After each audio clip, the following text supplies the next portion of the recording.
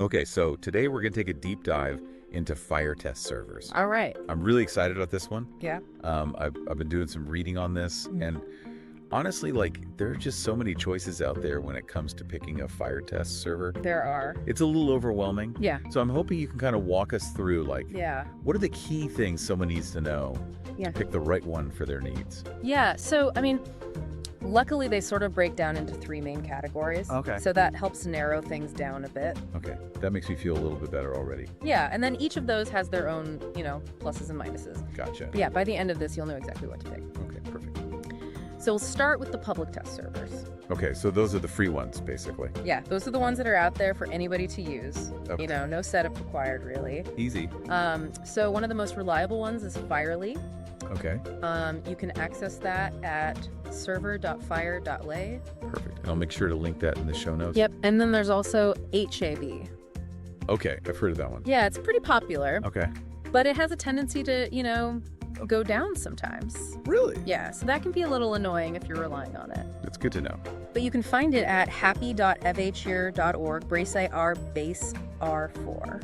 Okay. The one thing to keep in mind with these public servers is that your data is basically, Oh, gotcha. So not for anything too sensitive. right, exactly. Okay. So if you have something that's, private or confidential, you're going to want to go with like a local server. Okay, so local servers, those run on Docker, right? Yep. Docker's like, It's like magic. it's kind of like magic. I don't fully understand it. It's a little box that runs on your computer Okay. that keeps everything separate from your main system. Okay. But a lot of the FHIR servers offer like really easy Docker setups. Okay. So HAPI, which we mentioned before, Yep. you can actually get that up and running with just 2 commands. 2 commands. Okay, you're making this sound a little less intimidating. Yeah, it's not as scary as it sounds. All right, I'm definitely going to be checking that out. Yeah, it's on Docker Hub. Cool. And then if you're like an Azure person, Yeah. Microsoft also offers a FHIR server Okay. that works within their whole ecosystem. Mhm. That one can be a little bit more challenging to set up, but if you're already in Azure, it might be worth it. Gotcha. There's actually a guy named Darren Devitt who Okay. has a really good guide on his website that walks you through it. Perfect. I'll link that. Yeah. So we've got public servers for just like playing around, Mhm. local servers for a little more control and privacy. Yep. But what if you're working with like really sensitive data? Yeah, then you need an authenticated server. Okay. So that's for, when you need that extra layer of protection. So it's not just testing the FHIR stuff. Yeah. It's like making sure you're handling the data. Right. Exactly. Like in a Right. real healthcare situation. Okay, that makes sense. Yeah. So one that's really good for that is AidBox. Okay. They offer free developer licenses, Mm-hmm. and they're really big on data privacy. Good. The free tier gives you 2 gigabytes of data, Okay. and it uses OAuth authentication, which is like the industry standard. Cool. So you're not just testing your FHIR implementation. Yeah. You're also learning good security practices. That's awesome. Yeah, and you can find more info on that at healthsamurai.io. Perfect. So 8box sounds pretty robust. Mm-hmm. Is there like a simpler alternative? Yeah, MedPlum is another good one. Okay. That one's cloud-based, Okay, so no Docker. right? No Docker required. Cool.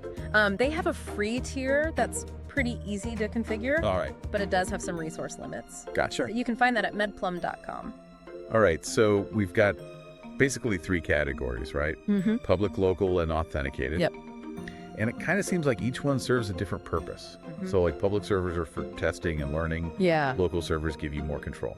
And authenticated servers are all about security. Exactly. So like when you're choosing a FHIR server, Mm. what would you say is like the most important thing to consider?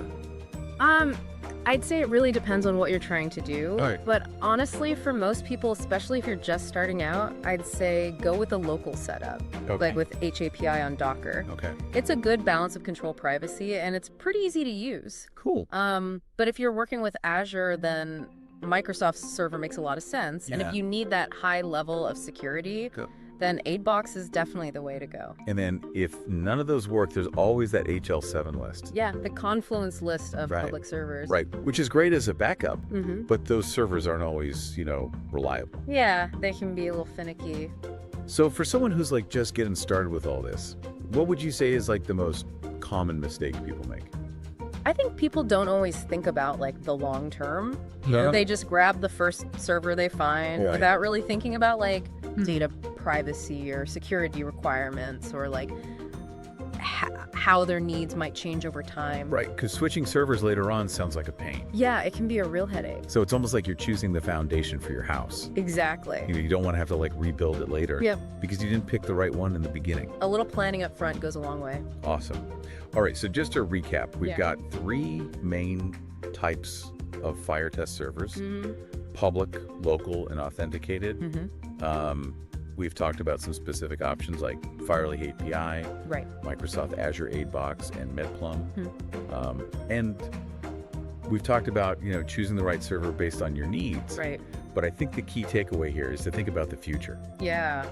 Pick a FHIR test server that can grow with you, Exactly. that can handle whatever your project throws at it down the road. Couldn't have said it better myself.